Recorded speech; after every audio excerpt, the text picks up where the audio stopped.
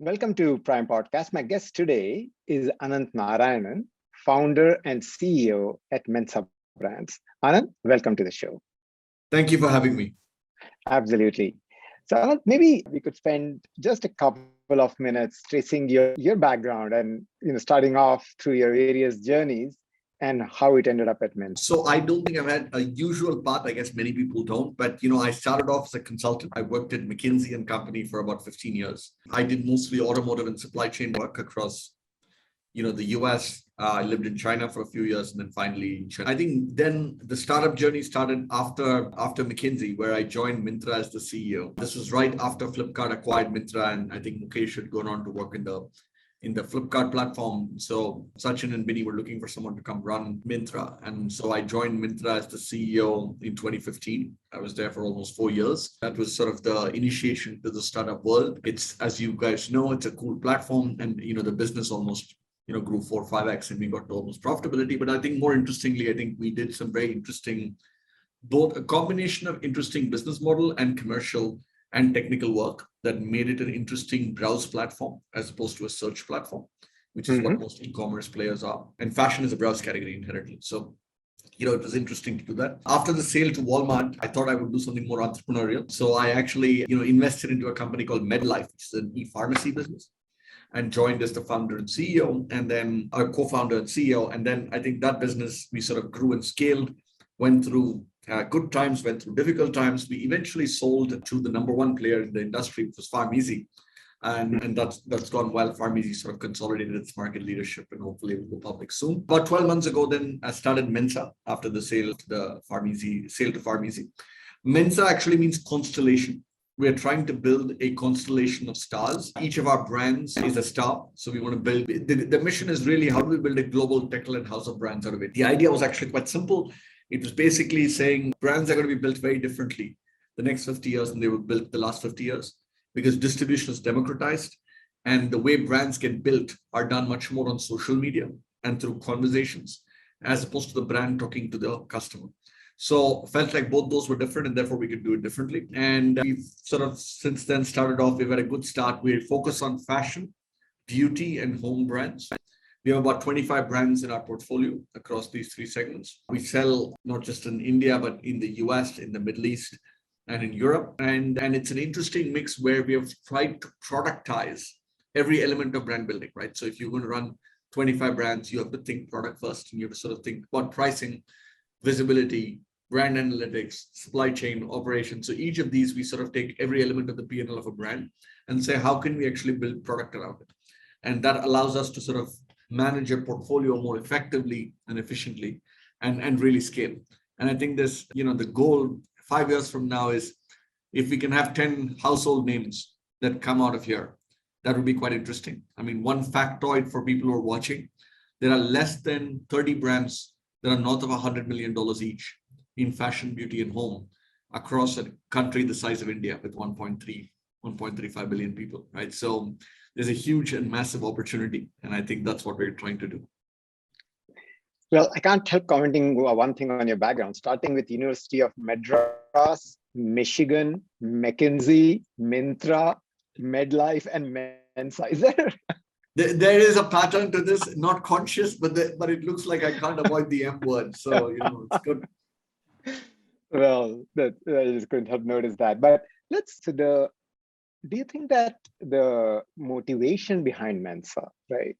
So what is it that you observed perhaps in Myntra, which led you to say that, these are the confluence, like the macro factors are such that, something like this might make sense because this didn't exist. I mean, this entire concept wouldn't have been viable, maybe even 5 years ago. Yeah. No, great question. I think 3 big factors. The first is, I think India, so fashion, beauty, and home are 120 billion plus market in India, but 80+% of that is unbranded. So there's a vacuum of brands in India. And what happens in most economies is as the GDP per capita goes up, people want brands because brands have meaning and purpose. So they just don't want utility, they want brands of meaning and purpose. So I think the first mega factor is, I think there'll be more brands that get built in India in this space, right? I think that's one. The second is, look, if you take Unilever, if you take Inditex, if you take any of these larger companies that have built brands, the moats have historically been the following. One is distribution, which is you have a multi-step distribution and you have therefore the reach to the Kirana store or the retailer in the end, and you're able to manage that process efficiently. The second is because the moat was distribution, you do few SKUs and you sort of talk about the brand loudly through ATL, right? Which is how brands were built, right? And I think what's changed in the last 5 years is that there are now rails built by Flipkart, Myntra, Amazon, Nykaa, AGO, etc., where you can reach 26,000 pin codes in this country in less than 3 days at less than 140 rupees, right? I mean, that's a massive change. That's number one. Number two is you have now 120, 130 million transacting customers online, right? Who basically, whether they buy an involved product online or not, certainly research the product online. So brand building certainly happens very differently, right? So if you sort of plot TV advertising revenues versus Amazon, that's an interesting chart. I'm sure you've seen it. But it's interesting now that more and more brand building happens online because data is relatively free in this country. It's one of the lowest costs globally. So this combination of, so the first factor is there are no brands. The second factor is, I think distribution and brand building, which are the two modes, are being done very differently now than they were 5 years ago because, the rails have been built and now you can do many things on top of them. I think that's the second thing that I think is very different. The third is actually a uniquely Indian factor, which is India has always been very good at manufacturing. I mean, if you look at Zara, you look at half the brands globally, they're all made in India, right? India, Bangladesh, Sri Lanka, at least on the fashion side, and increasingly more on home and beauty, right? Fashion and home for sure. But we have never built brands globally, right? So, therefore I sort of looked at all of these and said, look, I mean, the next 10 years, could we build brands from India that actually become household names and go global? And I think it's a unique opportunity. And I think it's a decade-long opportunity. I think the next 10 years are the best 10 years to build brands out of India because of the reasons that I outlined. And I think that's what makes it quite exciting because I don't think we've been able to build brands from India for the globe before because we've never been able to get to critical scale and critical size. Understand your point that, brands, we are mostly unbranded as a country in terms of our purchases. But I also thought that was primarily because we are extremely, extremely value conscious as a society. And of course, our GDP is not that high to warrant the brands. And brands require expense to actually be built. Sure. So how should we actually think about this trend, which you talked about, which was your point number one? Yeah, no, I think great question. So look, firstly, by the way, why is brand building expensive? It's because, by the way, we have first world real estate prices. But actually, we have India-like purchasing power parity, right? So, what happens is the investment in modern retail really is very underpenetrated in India and it's actually exorbitantly expensive to do, which is where I think e-commerce and digital sales in brand building come in. I think you've taken away the expense of the real estate and you're still able to display your products, right? In a very interesting manner, which is what I was telling you about the browse versus the search platform, because, the ability to actually display a brand is very different. And you also have infinite retail capacity because you're able to give people much more choice, right? So I think that is very different because you've taken away a dramatic cost to brand building in the form of, I would say, first world retail prices. I think that's number one.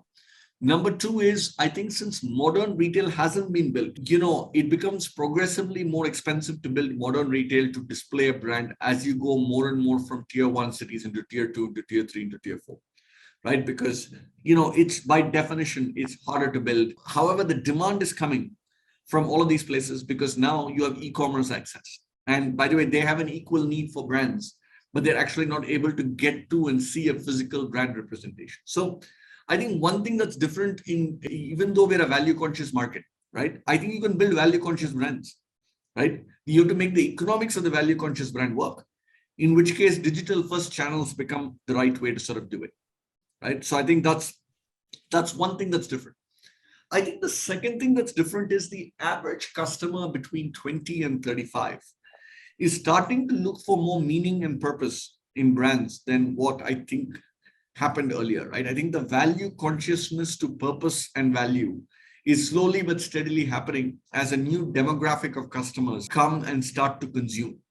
And I think that, by the way, also becomes easier. Storytelling and content become easier online, or at least less expensive online, to be able to display and to explain to customers and to reach customers than a classic distribution model.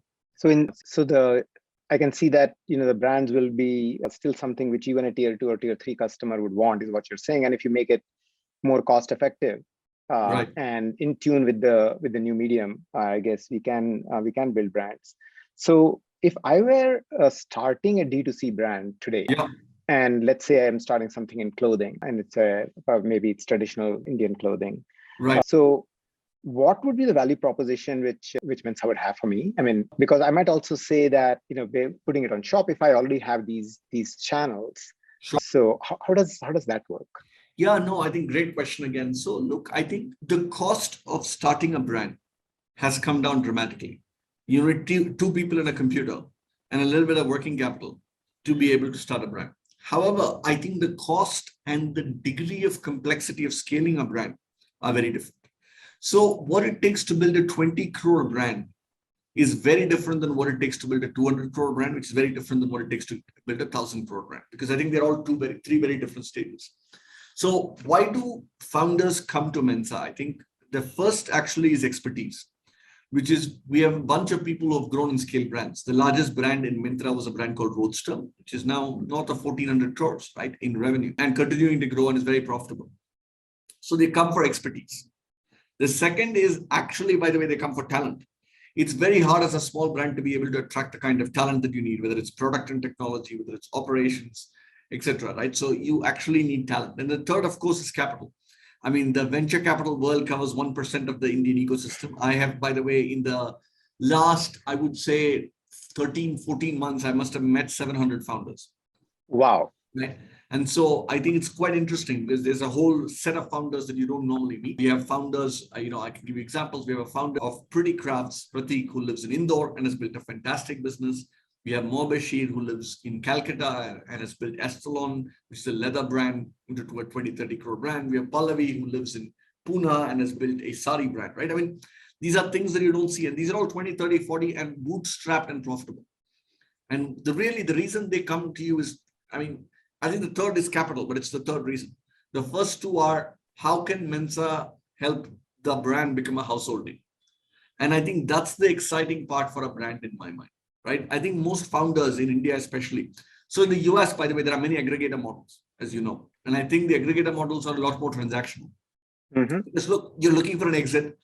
You are in your late 40s, early 50s, you want to sell and sort of settle down. Here, by the way, I would say of the 20 plus brands that we have, 16 of the founders, right, are folks that I would have hired into Myntra or Midlife, right? And, they're between 20 and 35. They want their brand to become a household name. They want to learn. So it's very different. And second is, by the way, from our standpoint, all the founders stay with us for a long period of time, right? They are part of the Mensa family, right? They continue to hold some level of equity. And it actually, by the way, becomes a very symbiotic relationship because you bring complementary skills. Most founders are very good at sourcing and design. We are very good at marketing, branding, growth hacking, and operations, and all of this boring stuff around finance and HR, all of which are needed to go from 20 to 200 crores or 200 to 400. Would you ever come across a situation, and I'm a founder who came and had a beautiful sari brand, and you said, you know what, great idea, but you should really merge with Pallavi's brand, right, and we could actually make it bigger.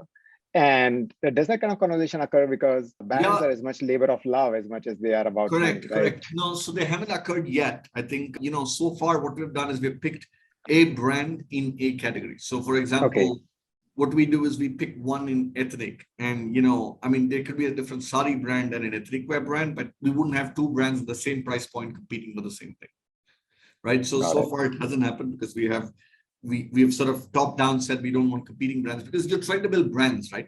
And brands take 5 years to build. So you have to bet on a founder, you have to bet on a brand, and then you have to sort of build it over time. So ultimately 5 years out, how many brands will Mensa have then? That must be there's a limit to this, right? Well, do you know how many brands Unilever has? No, I don't. It's 1,000, a little over 1,000. So, I mean, not obviously all of them are equally large, etc. So I think if you take a 5-year view, I would like to say we would have maybe 100 brands, out of which I would say 10 are breakout brands that really are growing in triple digits, are category leaders, are global, and become hopefully what I call household names, right? Which is you recognize the brand when you walk into a room, right? So that's what we want to do. So there'll be a distribution for sure. Not as much as maybe the venture capital world, but I think all our brands, I think we hope will be successful. But I think top 10%, maybe 40, 50% of our total revenue, right? Okay, got And it. we'll have 100 brands across these three categories. So then coming back to the original question here, you might actually use these brands to consolidate over a period of time. We might, it could happen. But so at least the way I see it, right? We have 20 brands now. I can see 4 or 5 brands clearly breaking out already, right? And I can see them being north of $100 million, right? We have a brand called Dennis Lingo, which I'm very excited by. It's casual wear. You go search for casual shirts in any platform. Apart from the couple of sponsored ads, Dennis Lingo will always be on top, which is the growth hacking and the product and tech piece of it, right? But, it's interesting. It was a 30 crore run rate business when we partnered up with Romel, and now it's north of 110 crores, right? And over what period of time? Over 7 months. Oh, wow. And all driven domestically? All driven domestically. I mean, we've increased the number of channels they sell to, which is another unique, interesting thing about India, right? See, I think if you do this in the US, you're primarily Amazon as a channel with a little bit of Walmart, right? Here, yeah. I mean, across Flipkart, Myntra, Amazon, Nykaa, AJO, Meesho, I mean, the distribution is quite democratic, right? Which actually is why it makes it interesting to be a brand. In India, you need to be supply. I think in the US, I think you're better off being the platform, right? So I think it's quite an interesting dynamic, but it's sort of grown north of 3x in 7 months. And it's an EBITDA profitable business, right? We're not burning money to grow. We're not burning money on customer acquisitions. I mean, of course, we're spending money on customer acquisitions, but the value of the acquisitions far outweigh the cost of acquiring them, which is what a regular business does, right? So I think, so it's been very interesting. And a lot of it is driven through tech. The new products, for example, how do we introduce new shirts? We've gone from shirts to t-shirts to trousers, and we use a lot of tech and a lot of visual tech, right, to understand what is actually trending, what is not. How do we actually pick up patterns and colors so we make less errors, right? That's one. Second is we actually understand the algorithms and what each of the platforms look for. So is delivery speed important? Is sales velocity over the last week important? Are reviews and ratings important? I mean, of course, they're all important, but which one matters more for which platform? The equivalent of real estate, when you go into a mall, you want to be on the ground floor. When you go into Amazon, you want to be on the first 3 swipes. The question is, how do you get on the first 3 swipes without paying a lot of tax, right? And I think that's the core of the growth hacking that we do. So is there no physical element at all, Ananth? Will any of these brands ever great show question. up? We absolutely have a physical element. I believe that to build brands in India, you need to be present wherever the customer wants it. So very much a believer in offline. I'll give you another example. We have a brand called Villain. Villain, by the way, does perfumes. It's men's fragrances. It's sort of the bad boy image and, your own original self and all of the rest, right? But there, by the way, 30% of the sales happen offline through general trade. I mean, we're present in 600 pharmacies and, it sells very well. And it's an equally profitable channel. And we have another brand, we have many of the brands that have offline presence. So I don't think you can build $100 million brand in India without offline. So the expertise is not just in digital, it should also be on the physical side. That's right. That's right. And I think even the offline can be very tech enabled. I would say the common platform, the common theme across all this is how can you tech enable? So you mentioned the global. So that seems to be like a different kettle of fish, right? So because one of the things which I've heard about brands and the difficulty they have going global starts off with like knowing what are the sensibilities of audiences abroad, as well as the quality requirements or the SLA requirements and predictability of delivery and so on and so forth. So how should brands think about it and how do you enable that? So firstly, by the way, I don't think it's easy to do. I think it's hard to do. I don't think it's just opening up the Amazon tap and orders sort of flow through. I wish that was so, but I don't think that's the case. So I'll give you an example, right? So for example, Karagiri, which is a sari brand, we've sort of opened up to the US and it's now starting to sell. About 20% of the sales come from the US, which has been interesting because it's obviously India's diaspora, which is buying it, but they're looking for fashionable, affordable saris, and the Google and Facebook growth hacking remains the same. Obviously, the audience targeting is different, And logistics and pipes for logistics have been solved by DHL and FedEx quite effective. So that's one example. But the other interesting example is, by the way, we have brands. We have a brand which is very interesting called Folk Culture. Folk Culture is a bohemian home decor brand. It sells in India, it sells in the US, it sells in Europe. So there, the common theme is it's not size specific, so it's easier to sell globally. But what the common skill and capability that you build is how do you actually do Amazon growth hacking? And if you sort of sort out Amazon growth hacking, you can actually make that happen, whether it's in the US, whether it's in Germany, whether it's in Canada, or whether it's in India, right? And I think the reviews and ratings carry over. So what's been interesting is it's a brand that's built here, has built its reviews and ratings moat here in India. And you're using that to actually grow and scale the brand globally. Got it. Is there any, do you think that the platforms themselves want to move up in this direction also, in the sense that, is there some, I'm just looking at the competitive elements here, because if I'm Amazon, how do I think about it? No, I mean, if you look at Amazon's public statements over the last 4 years, right, 1P versus 3P, I think 3P is always going faster, right? I think that's number one. I mean, I've been part of a platform before in Myntra where we started private brands, and Myntra private brands did incredibly well. But it can't be more than 30, 40%, right? The remaining 60, 70% will still be marketplace brands, right? So I think, yes, they will do some part of it, but I actually think there is always room for brands, number one.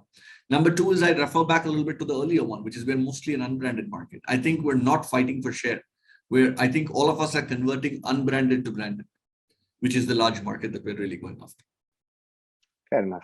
So if I'm a new budding D2C entrepreneur, what is some of the more non-obvious things about building a brand I should know, which I might put it differently? What are some of the most common traps which I would headlong fall into? I mean, maybe some of these are obvious, but I'll state them anyway. I think the first is, I think customer love matters. Sometimes people forget it. I mean, you can do all the Amazon spend optimization you want or the SEO that you want, but if the product is not good and the reviews and ratings are not good, repeats are not going to happen. So I think getting your product quality right for the price point that you're operating in seems like a very basic thing, but actually many brands get it wrong because you're focusing on all the peripherals. You can always grow a brand through subsidy, right? Always. I mean, at some price point, everything will sell, right? So the question is, can you actually figure out unit economics and consumer value proposition? And can you get that right? Which is the right product quality that I can sell at a premium and make money. I mean, seems very obvious, but actually, by the way, many brands don't get that right. Instead, they focus on revenue, GMV as a metric, all of these things, which I think are all outcomes. But the reality is you're selling a great product, right? So I think focusing on that, I think is important. The second is, I think being present across channels is important.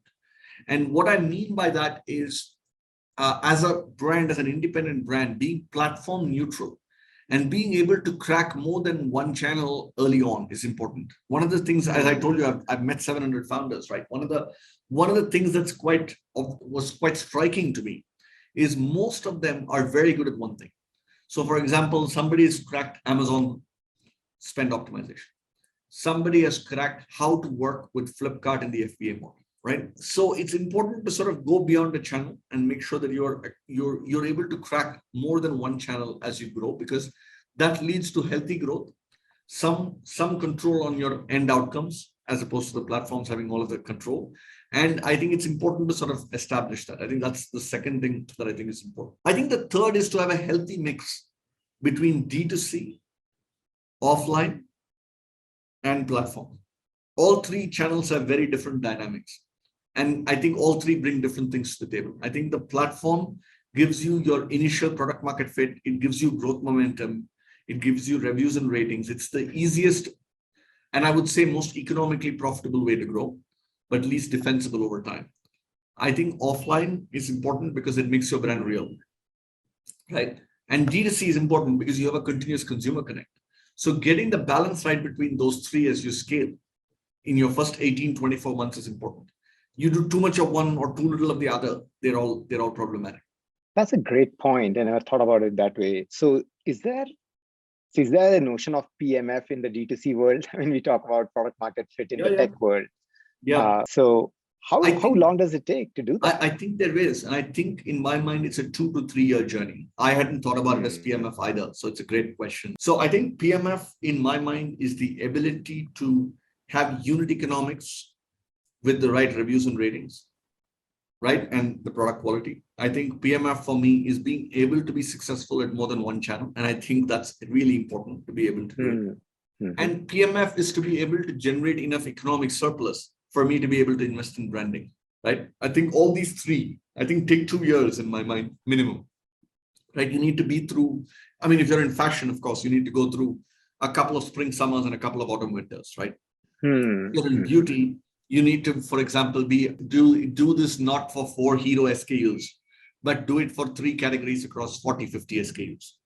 If you're home, you need to be able to do it. You can't be a one-hit wonder with one SKU product that's successful with a lot of reviews. You need to, as you think about a brand, you need to think about how can you actually build this across at least 2, maybe 3 categories. So do you think that we will see a Mensa brand in Bloomingdale's or Macy's or Nordstrom's one of these days? Why would you not? I mean, I think, by the way, we should be in modern retail globally. I think we'll definitely see some of the Mensa brands globally and offline. I think there's no reason not to. I think we're playing more in the mass premium segment. So maybe less Nordstrom, more Macy's, more Costco, more Walmart, more Target. But I think certainly I feel like this can actually be global and spread across, and it should be available in both offline and online retail globally. Well, wonderful. It has been absolutely terrific talking to you, Ananth. If our listeners would like to get in touch with you, how do they do that? Yeah, the easiest way is to email me. It's Ananth, ANANTH, at mensabrands.com, MENSABRANDS.com. Be happy to. I'm always happy to chat about D2C, building great brands in India and tech. Wonderful. Thanks, Ananth, for being with us on Prime. Thank you. Dear listeners, thank you for listening to this episode of the podcast. Subscribe now on your favorite podcast app for free, and you'll be the first one to know when new episodes are available. Just search for Prime Venture Partners Podcast in Apple Podcast, Spotify, Castbox, or however you get your podcasts. Then hit subscribe. And if you have enjoyed the show, we would be really grateful if you leave us a review on Apple Podcast. To read the full transcript, find the link in the show notes.